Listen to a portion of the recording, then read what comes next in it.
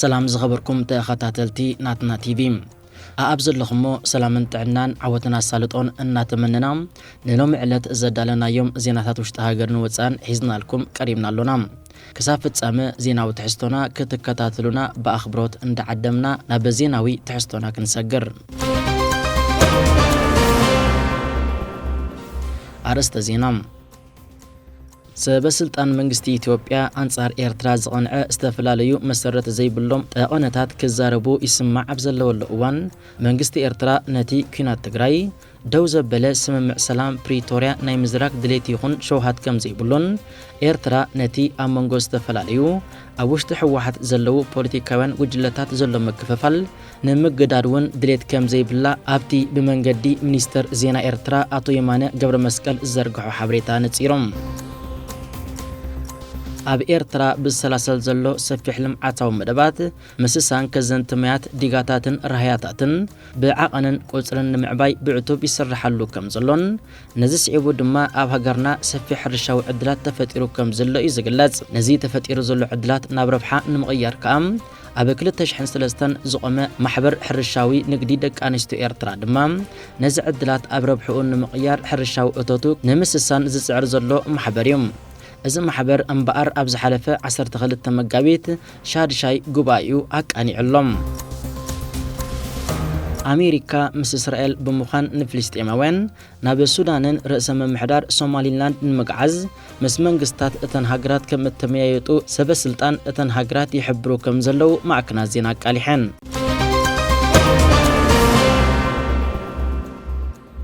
سبسلطان منግስቲ ኢትዮጵያ አንጻር ኤርትራ ዝቀንዐ ዝተፈላልዩ መሰረት ዘይብሎም ጠቆነታት ክዛረቡ ይስማዕ ኣብዘለወሉ እዋን መንግስቲ ኤርትራ ነቲ ኩናት ትግራይ ደው ዘበለ ስምምዕ ሰላም ፕሪቶሪያ ናይ ምዝራቅ ድሌት ይኹን ሸውሃት ከም ዘይብሎን ኤርትራ ነቲ ኣብ መንጎ ዝተፈላልዩ ኣብ ውሽጢ ሕወሓት ዘለው ፖለቲካውያን ጉጅለታት ዘሎ መክፈፋል ንምግዳድውን ድሌት ከም ዘይብላ ኣብቲ ብመንገዲ ሚኒስተር ዜና ኤርትራ አቶ የማነ ገብረ መስቀል ዘርግሑ ሓበሬታ ነፂሮም ሚኒስተር የማነ ገብረ መስቀል ኣብቲ ትማል ሐሙስ ዘውፅኦ መግለጺ ኤርትራ ነቲ ኣብ መንጎ ፌደራላዊ መንግስትን ሕወሓትን ዝተበጽሐ ስምምዕ ፕሪቶሪያ ውሽጣዊ ጉዳይ ኢትዮጵያ ምዃኑ ከም ተኣምን ብምግላጽ ኤርትራ ኣብዚ ጉዳይ ኢድ ከም ዘይብላን እቲ ኣብ ትግራይ ተፈጢሩ ዘሎ ፖለቲካውን ጸጥታውን ወጥሪ ስዒቡ ዝረአ ዘሎ መክፈፋል ግና ንህዝቢ ትግራይ ዝየድሊ ምዃኑ ኣነፂሮም ግጭት ንምውላዕ ጉልባብ ንምርካብ ዝዓለመ ፕሮፓጋንዳ እዩ ኢሉ ዝገለጸ ሚኒስተር የማነ ገብረ መስቀል ሓይልታት ኤርትራ ኣብ ውሽጢ ኢትዮጵያ ኣለዉ ንዝብል ክስ እውን ነፂግወሎም ኮይኑ ግን ኤርትራ ናትና ኣይንህብን ዘይናትና ኣይንደልን ኣብ ዝብል መሪሕ መትከላት ከም እተኣምን ካብቲ ብብይን ኮሚሽን ዶብ ዝተሓንፀፀን ኣብ ካርታ ዓለም ዝሰፈረን ኣህጉራዊ ዶባታ ወፃኢ ዝሓዘቶ መሬት ከም ዝየለም ብተደጋጋሚ ትገልጽ ኣላ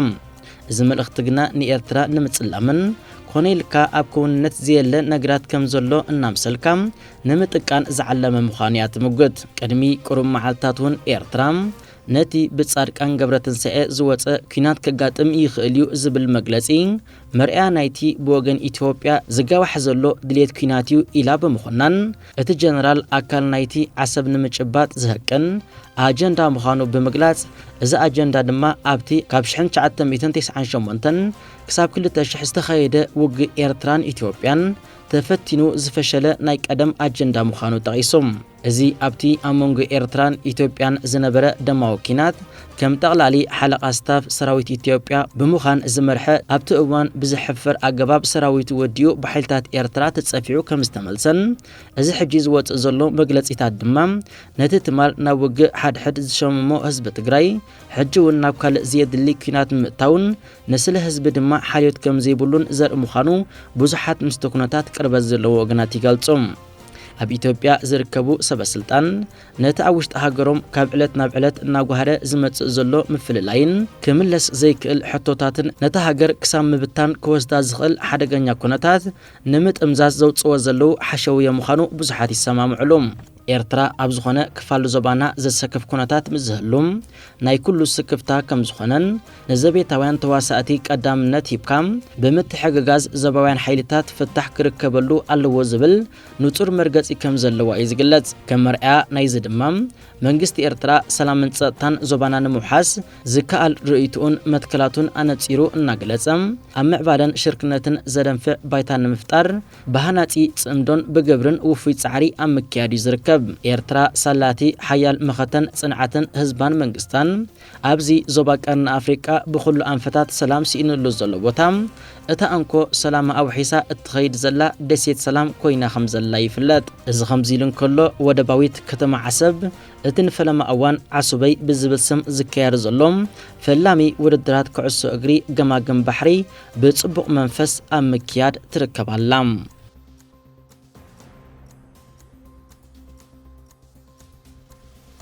ኣብ ኤርትራ ብሰላሰል ዘሎ ሰፊሕ ልምዓታዊ መደባት ምስሳን ከዘንትመያት ዲጋታትን ራህያታትን ብዓቐንን ቁፅርን ንምዕባይ ብዕቱብ ይስራሓሉ ከም ዘሎን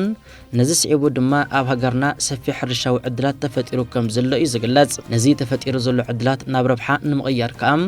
ኣብ 2003 ዝቆመ ማሕበር ሕርሻዊ ንግዲ ደቂ ኣንስትዮ ኤርትራ ድማ ነዚ ዕድላት ኣብ ረብሕኡ ንምቕያር ሕርሻዊ እቶቱ ንምስሳን ዝጽዕር ዘሎ ማሕበር እዩ። እዚ ማሕበር እምበኣር ኣብ ዝሓለፈ 12 መጋቢት ሻድሻይ ጉባኤኡ ኣቃኒዕሎም ከም ኣካል ናይቲ ሚኒስትሪ ሕርሻ ኤርትራ ፍርያት ሕርሻ ንምዕባይ ዘካየዶ ዘሎ ጻዕሪ ነዚ ማሕበር ድማ ብዙሕ ደገፍ ከም ዝገብረሉ እዩ ዝንገር። እዚ ማሕበር ድማ ብምትሕባር ሃኮስን ሚኒስትሪ ሕርሻን ኣብ መሬትን ፍርያምነትን ባህርያውን ሰብ ሰርሖ ድኹዕን ኣጠቓቕምኡን ዕዳጋን ዓማዊልን ምሕደራን ፋይናንስን ለቕሐን መግብን ኣተሓሕዙን ከምኡውን ኣብ መዕሸግን ሕላገታትን ዘተኮረ ስልጠናታት ክረክብ ዝኽኣለ ማሕበር እዩ። እዚ በዚ ማሕበር ዝግበር ንጥፈታት ኣካል ናይቲ ሚኒስትሪ ሕርሻ ፈጢርዎ ዘሎ ምቹእ ናይ ሕርሻ ሃዋህው ተጠቒምካ ንደቂ ኣንስትዮ ሃገርና ድማ ኣብቲ ጽላት ኣበርክቶን ብምዕባይ ኣብ ሃገራዊ ውጥን ውሕስነት ማእዛዊ መግቢ ኣበርክቶ ንምግባርን መነባብሮ እዘን ኣብ ሕርሻዊ ንጥፈታት ዝሰርሓ ደቂ ኣንስትዮ ድማ ኣብ ትሕቲ ጽላል ሚኒስትሪ ሕርሻ ዝነጥፍ ማሕበር እዩ። ኣብ ኤርትራ ገና ብዙሕ ክንጥቀመሉ ዝኽእለናን ብዝግባእ ተጸኒዑ እንተ ተተግቢሩ ድማ ብዙሕ ምህርቲ ክርከቦ ዝኽእል ሰፊሕ ናይ ሕርሻ ቦታን ምቹእ ክሊማን ከም ዘሎ እዚ መንግስቲ ኤርትራ ናይ ቀዳምነት ሂቡ ዝሰርሓሉ ዘሎ ውሕስነት ማይ ድማ ብውሽጣዊ ዓቕሚ ተሰሪሐን ዘለዋ ዲጋታት እኹል ማይ ከዚነን ብምህላወን ብዙሕ ሕርሻዊ ፍርያት ክሕፈዝ ከም ዝከኣል እዩ ዝንገር። እዚ ኣብ ዘን ዲጋታት ተኸዚኑ ዘሎ ማያት ድማ ወላ እውን ንቐጻሊ ንብዙሓት ናይ ሕርሻ ኣውፈርቲ ዕድላት ዝፈጥርን ሃገርና ብውሕስነት መግቢ ርእሳ ክኢላ ንሰደድ ዝበቅዕ ፍርያት ከተፍረውን ዘብቅዕ ከም ዝኾነ እዮም ክኢላታት ሕርሻ ዝገልጹ።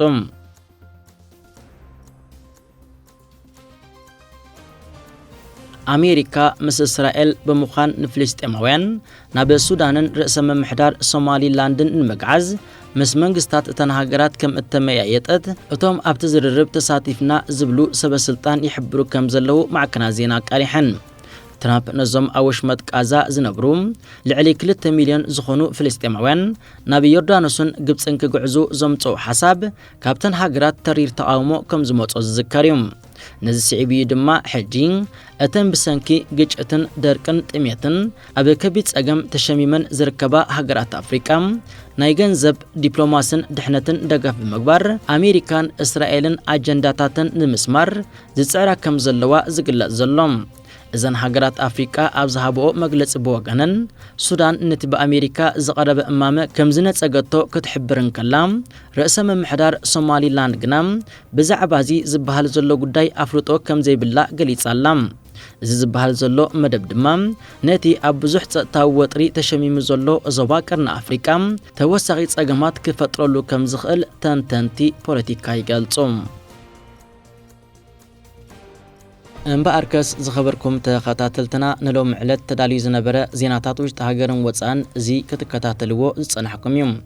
ኣብ ዝቕጽል ዕለት ብዝተፈልየ ትሕዝቶ እዩ ክኸውን ምረኻብና ክሳብ ሽዑ ሰላም።